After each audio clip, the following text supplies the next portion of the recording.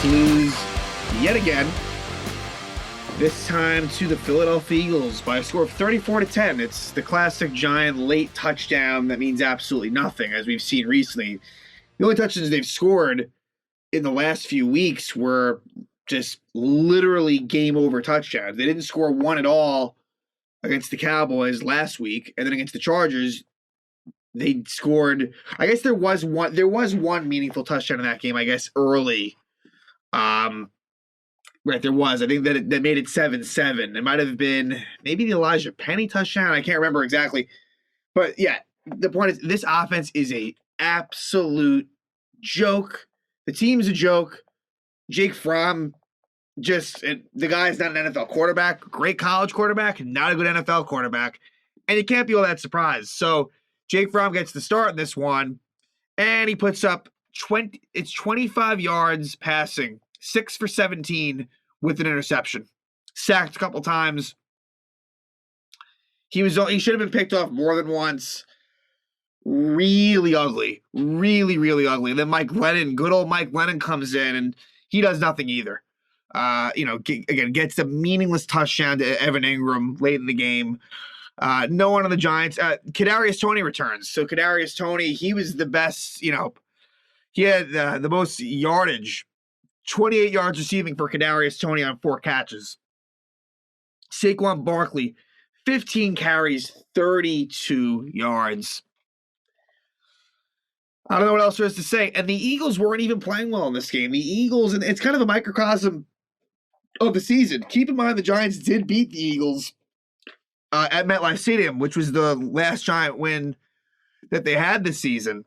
But the Eagles, they didn't look good at all. Jalen Hurts did not look good, but they rounded into form. Second half, they destroyed the Giants. And the Eagles are 8-7 this season. The Eagles, a team that many picked to finish last in the division, a team that's had a lot of recent success. I mean, they won a Super Bowl, of course, a few years ago, back in the 2017 season. And here it is now. They're very likely to make the playoffs. And the Giants sit at 4-11. So, and last year we were talking about how the Eagles, basically threw away that game. And they're the ones with the last laugh, right? I mean, they got the better draft position. Giants didn't make the playoffs last year. I mean, they finished 6-10. They didn't deserve to. And now the Eagles might make the playoffs again. They're not going to do – I wouldn't expect them to do anything if they get there. But still, it's life as a Giant fan, not very good. And the Giants also, really they are a team that is just completely inept from top down as far as – it was a report by Adam Schefter that they are likely going to bring back Joe Judge and Daniel Jones. And just for the Judge part of it, it's like, why are we committing ourselves to that? And why are we putting our new GM in the position where he has to keep Joe Judge? Which now tells me it probably will be someone like Kevin Abrams, like someone in-house. It's just they never learn. If you're going to bring in a new GM, which you're going to be because Dave Gettleman is gone, let that GM choose who he wants. In a way, it's almost like I kind of hope it's Kevin Abrams with the hope that, let's just burn this whole thing down next season because, next year, it's not going to be good. I'm sorry. I hate to say it, but it's not going to be good next year. And the Giants get a not-so-good result in the Bears-Seahawks game. That, honestly, I'm more upset about that. The Giant loss, hey, I'm good with that.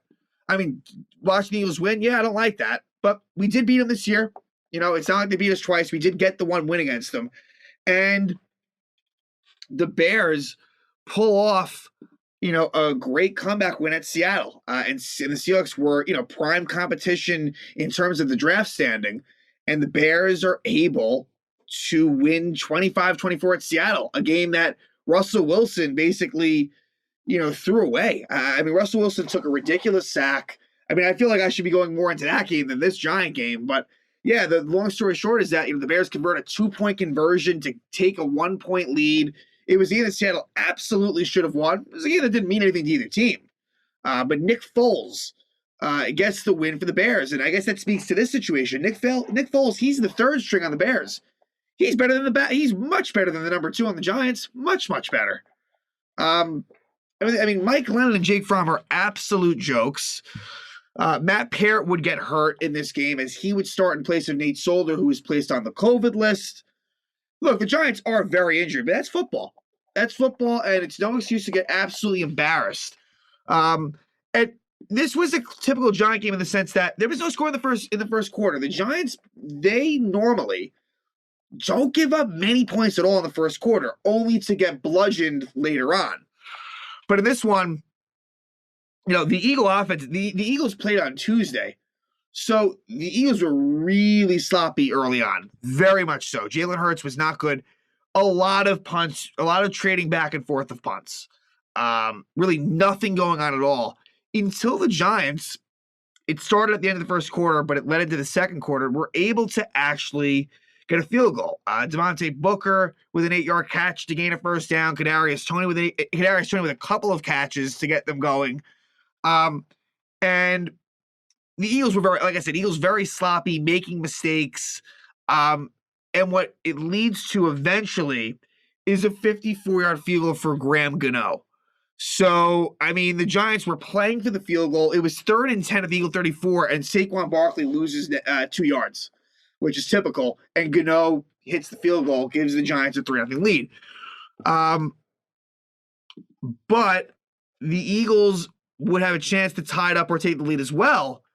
And they would not, because Jake Elliott would miss a 41-yard field goal. But then the Giants would, punt it right away back to the Eagles. And the Eagles extend, and it's a little unfair in this case because this wasn't like a classic 2-minute drill, but that stat, final 2 minutes, where the Giants were outscored 65-0. I believe that's what it was. Now it's 68-0 because the Eagles would get a field goal that technically occurred under 2 minutes. It was a drive where the Giants actually kind of, the Giants defense in the first half played excellent. And we've seen the Giants defense at times this year has played well. So the score is 3-3.5. It looked like, all right, this could be very similar to that first Giant game. Oh, no, it would not be. Oh, no, it would not be. The right away, second play, Jake Fromm interception. Intended for Kenny Golladay, McLeod with the interception, and right from there, it was done. It was really done right from there. Eagles get a touchdown on that drive, and who gets it? No one other than Giant killer Boston Scott. There was a stat, Boston Scott, he has 12 career touchdowns. I'm not sure if it was rushing or all purpose, but let's just say 12 touchdowns, 8 of them against the Giants. He is a Giants killer. And so the Eagles take a 10-3 lead right there. Then the Giants punt, as Jake Fromm is still in the game at this point. He was sacked, just didn't look like he belonged at all.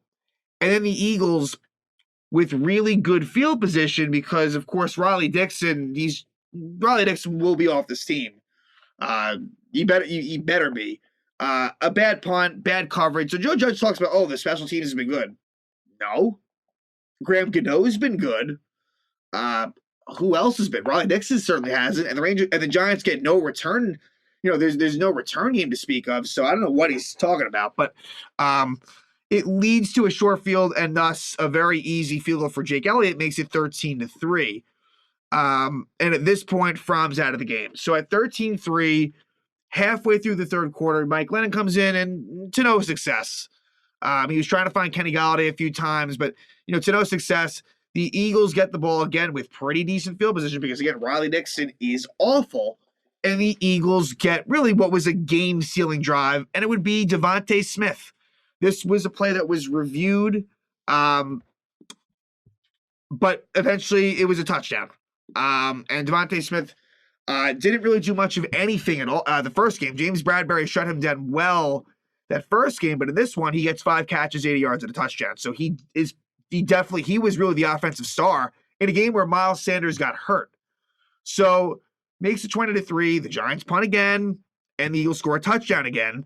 And this one would actually be the offensive lineman, Lane Johnson, a 5-yard reception from Jalen Hurts. So the Eagles doing everything, 27-3, and it gets worse as Mike Lennon is intercepted by Alex Singleton for a touchdown. 29-yard touchdown. Singleton makes it 34-3, and unfortunately, the Giants were able to get a meaningless A very meaningless touchdown, which, like I said, they've done a lot. A 17-play, 75-yard drive.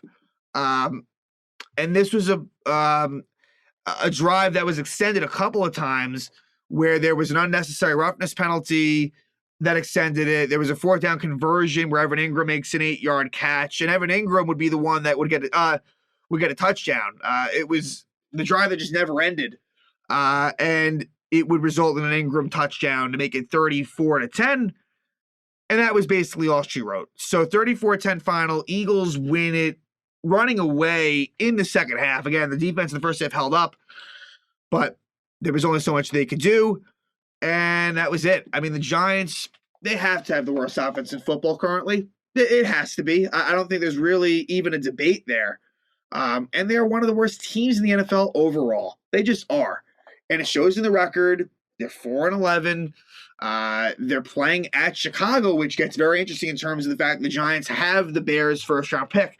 As I see it now, I will probably be rooting for that. I need to think about it a little bit. But as I speak now, I think that I'll be rooting for the Bears for multiple reasons, but I think that's where I'll be leaning. And it makes that Bear win against the Seahawks, it stings, no doubt. It really does.